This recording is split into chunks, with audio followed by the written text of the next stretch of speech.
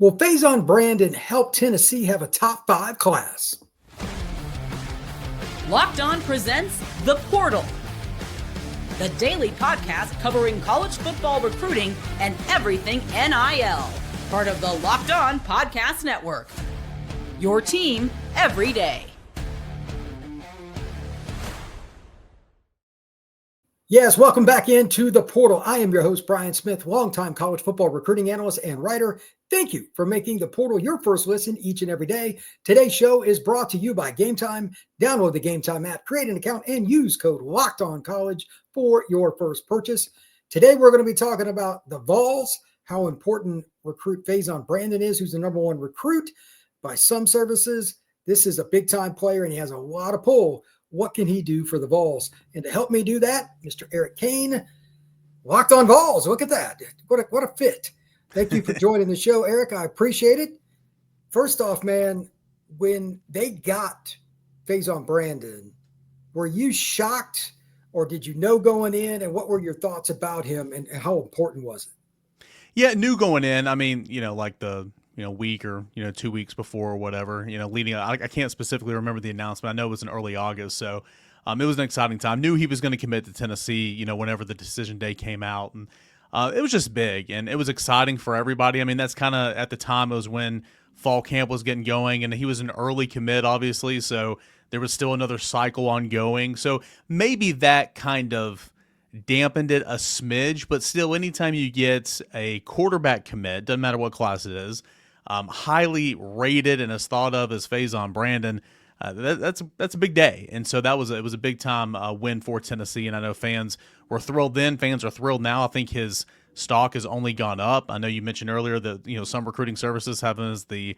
number one player in the country. Anywhere you spend it, he's a top 10 player in the country, top 15. Had a really, really, really good junior campaign, and I'll give Josh Heupel credit.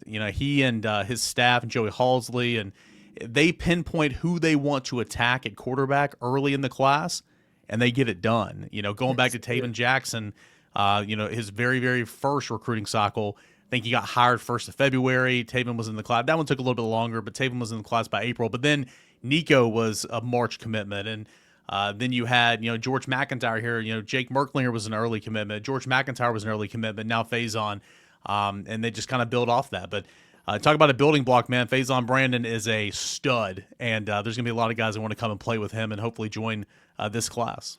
To that point, I was just going to pontificate on that. Look, I've met the kid. I've seen him at Elite 11 just outside Atlanta. I saw him at Future 50 down in Bradenton, Florida. He's the kind of person that somebody wants to be around. So for anybody wondering, yes, he will help Tennessee recruit receivers. Yes, he will help them get offensive linemen that they actually use from the high school ranks at the University of Texas. That's a new concept here of late for the Vols from what you've been telling me. Yeah. But Eric, I also think that just overall, even defensive players, look, you want to go somewhere you're going to win. Is Faizon Brandon going to help bring in other players just by proxy? Yeah, he absolutely is. And the other thing is, once they meet him, that's a dude you want to hang around. Don't kid yourself. Like a D lineman, would you rather your daughter date the quarterback or the defensive lineman? I think we both know the answer to that most of the time. Yeah. D lineman, and maybe not. Faizon's a guy anybody can hang around, and he will be the face of the program. Like Nico's a great guy. I had a chance to be around him a few times. If you can't get along with Nico, then you're probably not a very good dude. That's kind of what I know. Faizon, same deal. Not as talkative as Nico. Nico can talk your head off. But this is the kind of person that makes a program change. And it's ironic. He's going to be coming in the year that Nico, if he has a good year next year, Nico will leave. Obviously, physically, he'll be ready. Whether he's picked up enough to go, we'll find out. But they've got this balanced out. They just got McIntyre. They got this kid coming in. Does it seem like Tennessee's, let's start with the receiver. Does it seem like receiver recruiting should be a breeze? I mean, it's Tennessee. It's not that hard to sell 110,000 people cheering for you either. What's the vibe in Knoxville? Yeah, and one other note on Brandon here. I mean, he's not local, but he's close. With Nico came back a ton, and he was all over the country and all that. So he came back and he helped Tennessee recruit. And ironically, there was some really highly touted defenders that joined the class. When Nico was there, and I mean, there were some good offensive players too, but there was still talent. He was attracting that. Brandon's just over the mountain. You can just come on over and for a junior day, for a spring practice, for games in the fall, and that's going to be huge. Yeah, you look at wide receiver, and the production on the field the last 2 seasons has not been where it needs to be. Early in the cycle, or early in Josh Heupel's tenure, I should say, in 21 and 2022, with Jalen Hyatt, Cedric Tillman, Javonte Payton, and even Velus Jones. There was some big-time playmakers and a lot of action in this offense through the air. The last 2 years, it's not been as much. There's been good players, but because of injuries or playing out of position or maybe quarterback play, whatever the case is, it's just not been where it needs to be. But the recruiting has been really good with Kelsey Pope. Kelsey Pope, who was instrumental in turning around Jalen Hyatt's career, I do want to say that. But you had Rodarius Jackson, who I think was one of the more underrated prospects from the state of Tennessee. Travis Smith, both those guys are going to play as true freshmen because of such turnover in the room and so few bodies. But also, I think those guys can go make some plays. And anytime Tennessee's keeping Georgia away or at arm's length, that's a win because Georgia has been king of the mountain for so long. I know Ohio State just won a national championship, but Georgia's been, kind of the cream of the crop. They wanted guys like Travis Smith and Rodarius Jackson, and I like those guys. And we'll see what Amari Jefferson's looking like. Tennessee wanted him badly out of high school, out of Baylor a cycle ago. He wanted to play for Nick Saban, signed with Alabama. Saban retires. He redshirts this year, gets hurt, never saw the field, so he's still very unproven. But the portal edition of Amari Jefferson, who I know we're going to talk about in a moment, I apologize, that's like a recruiting win just a year later. So I think the recruiting, Mike Matthews was a 5-star. I think the recruiting at the wide receiver position has been good. And then you look on, Tyreek King is a really, really good player already committed in this class. Tennessee's had a lot of other wide receivers already on campus for junior days. I think, having Faizon already in this class only going to elevate guys to at least give it Tennessee a look. Come back. Well, now that you're here, why don't you come back here and see a spring practice? Well, let's go ahead and set up this official visit. And you keep getting these guys on campus. And then okay, well, this is where I could be. Boom. And I think having a quarterback in the class is only going to help elevate that. That's kind of how I look at it too. It's really just a win-win. There's certain guys that you watch the film, you're like, okay, my grandmother could have scouted this kid and she didn't know which direction the ball was supposed to be going. So that part aside, they've got a good roster and everything. When we come back, we're going to talk about the portal. We're going to talk about a 6'6", 300-pound kid you got out of North Carolina last year that might play a little offensive tackle for you guys in the next few years. And we're also going to have some fun with some projections on 2026 recruits. That's next here on The Portal.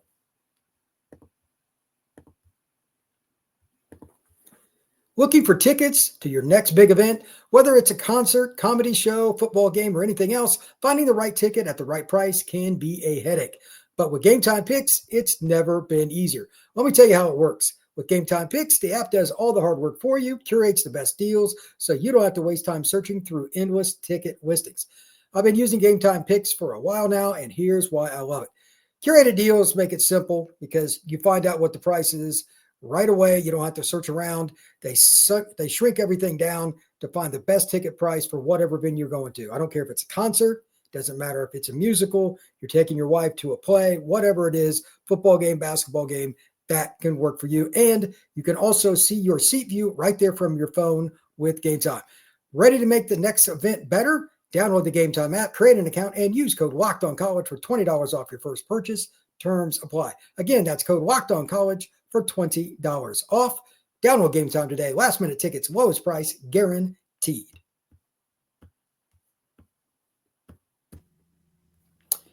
Eric, David Sanders Jr. is one of the coolest kids I ever had a chance to interview. Huge personality, incredibly intelligent. And by the way, he's one of the most gifted athletes I've ever seen play offensive tackle in high school. Very helpful combination. What's the expectation, man? I think he should play right away. But I know just from following offensive line a little differently than most. Like when I go to a game, I'll sit in the end zone to watch line play. No. I'm one of those rare guys that likes that. O-line coaches usually hate playing freshmen. That is, and I get it. But this is an athlete that when he was at Under Armour and I saw him, I'm like, okay, this is dumb. Like this is just utterly ridiculous. Is there any chance that he does not play for the Vols? Because I think he should. I don't think it's, even if you have to suffer just a little bit early on, by midseason, if he's not starting, something's wrong. Am I out of place here? No, I think you're spot on. And you know, as we do every single spring practice, we'll see kind of where he is, where's his baseline, how much how much can you get by with right now? Does he have to tackle a few other things before you feel comfortable and having him protect your other huge investment in Nico Iamaleava? But yeah, I mean, from a skill set, from a size standpoint, from an athletic standpoint, from a game IQ standpoint, there's a reason why he was a top 10 player. There's a reason why he was universally a 5-star. I mean, dude's a stud, and he fell in love with Tennessee. He was here all the time. Really enjoyed Heupel and Glenn Ellerbe and the direction of Tennessee's program and the offense and all that. And of course, name, image, and likeness was a factor. It is with these big time recruits anywhere you look around the country. Got kind of dicey there towards the end, but that's kind of the nature of the beast with a top 10 overall player. But he's here, got some bowl practices, and with you're talking about offensive line play, and it's tough. There's always a learning curve. There's always a period of feeling it out for any type of freshman at any position. But on the offensive line, it's so different, right? I mean, you're 18 years old. You're blocking 22, 23-year-olds that are, bigger, that are so much stronger than you are. David Sanders is going to put on some weight. He's going to get stronger. But how much stronger can he get from now, 5 months from now? He'll get stronger, but it'll be even more significant a year from now and 2 years from now. I think he's going to play. I'm hesitant to, key the phrase day one starter. I did a show on this yesterday because, again, he's just so raw, but I do think that he's going to spend the majority of the season starting. Would not shock me if it's game one. If it's not game one, I bet it's game 2 or game 3. He's going to play. And, we live in an era where right, wrong, indifferent, you have an investment in a player, you got to play him. That's just kind of the nature of the beast. And you don't want to, play him if your team's going to lose, certainly, but that's not going to be the case for David Sanders. So I think he's going to play a ton. He's going to be Tennessee's starting right tackle. If it's not game 1, it'll be game 2 or game 3, and you kind of kick off this era, and he's only going to get better the more and more he plays. Do they have either one of their offensive tackles returning from the 24 season? Yeah, so Lance Hurd's returning. Former 5-star himself, LSU, signed with Tennessee last offseason portal.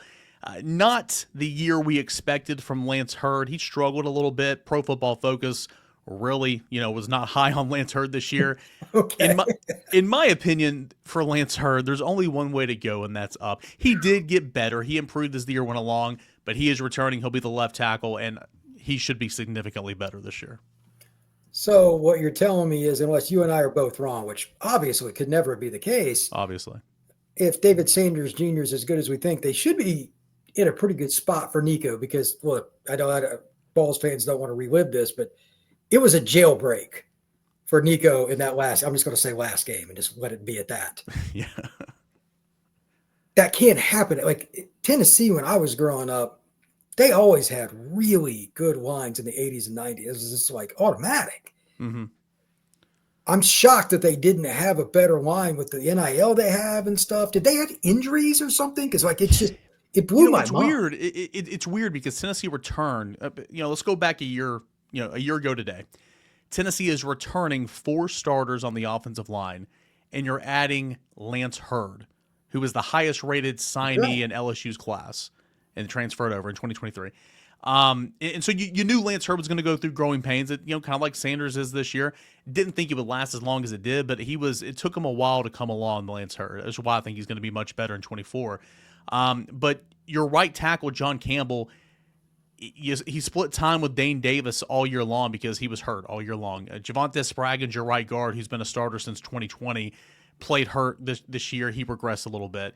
Your center Cooper Mays and your left guard Andre Carrick were your 2 best ones, but it's weird. They certainly were not a great unit in pass pro. Led the SEC in rushing. Dylan Sampson was phenomenal. They were a great run blocking team.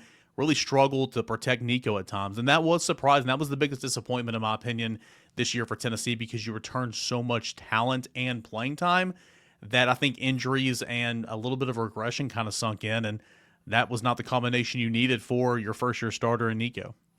Nico Iamaleava is such a physically great talent. I hope he gets a chance to show what he can do. Obviously, he needs to take his own steps, but if you've got ghosts coming off the side of what I mean, even when not there, it doesn't work. Mm-hmm. It doesn't work. And he's a phenomenal athlete. I'm guessing most know this, but he was one of the top 5 volleyball recruits too. He's a freak. He's all that in a bag of chips. So I know that although Heupel doesn't get enough credit for it, they will find somebody to run the ball every year. Even if the best guys they figure it out. Mm-hmm. So if they can pass protect better, and I think again, David Sanders is not starting by game 6. You and I need to have a podcast in that regard because there's something wrong there.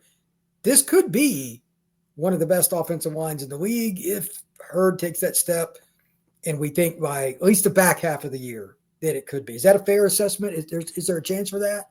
I think so. And again, I thought Tennessee's offensive line, I mean, they were a Joe Moore, midseason, watch list or whatever, semifinal. They've been a semifinalist for that award every single year. And again, I'm not trying to say that they were awful because, again, they led the SEC in rushing. They were 7th in the country in rushing. But it just the bar was so high, and they just weren't close to what that bar was.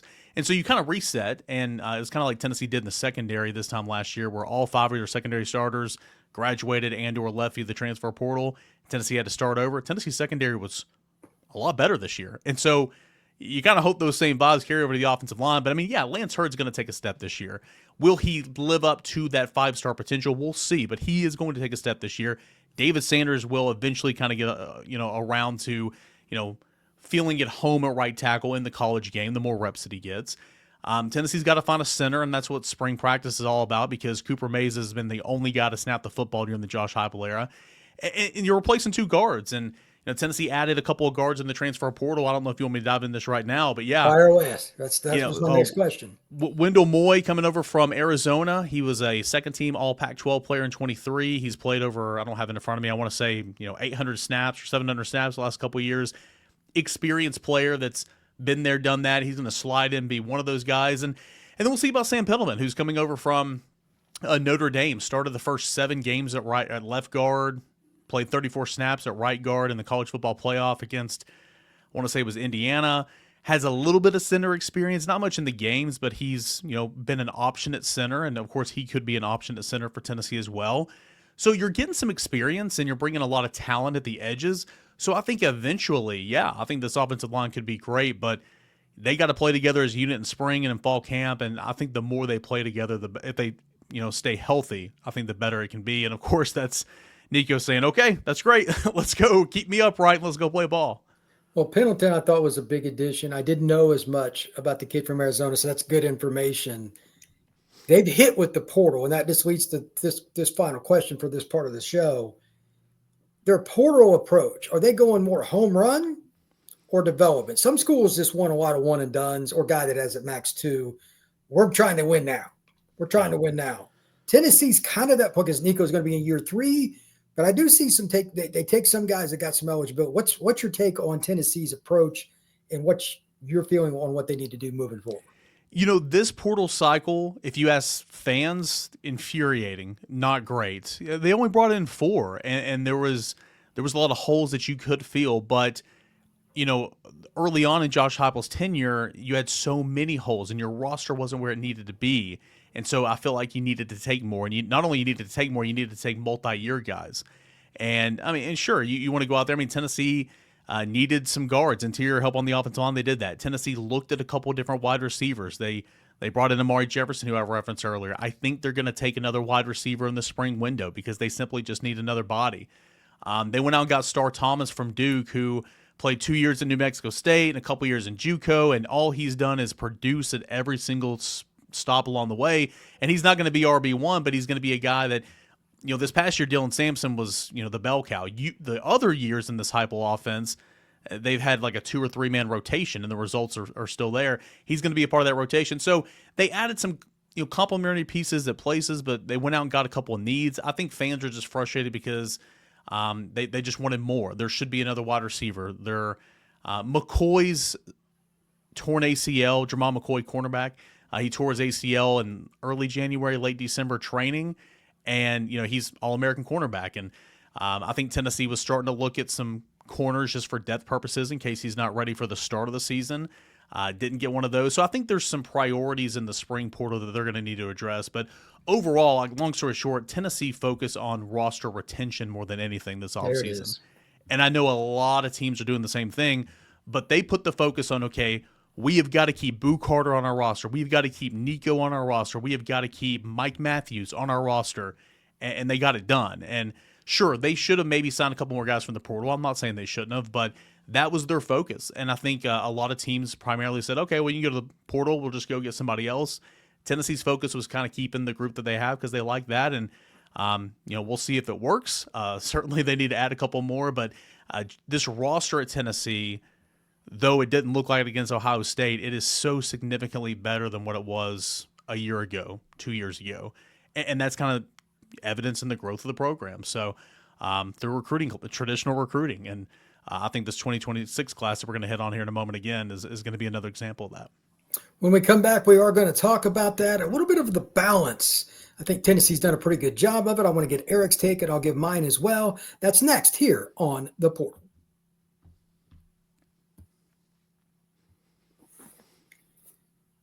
So, Eric, let me get your feeling on this because I got a pretty strong stance. Don't go all in on the portal unless you really got a chance to make the Final Four. That's my take because you're just throwing money away. And it sounds like that's what Tennessee did. Is that fair? Because, they got Nico in year 3. You got a chance, but they could have spent a hell of a lot more money. I know they got serious NIL. Mm-hmm. They retained instead of being flashy and getting everybody wants the new flashy car. Yep. But that doesn't mean Boo Carter wasn't important. That doesn't mean Mike wasn't important at receipt.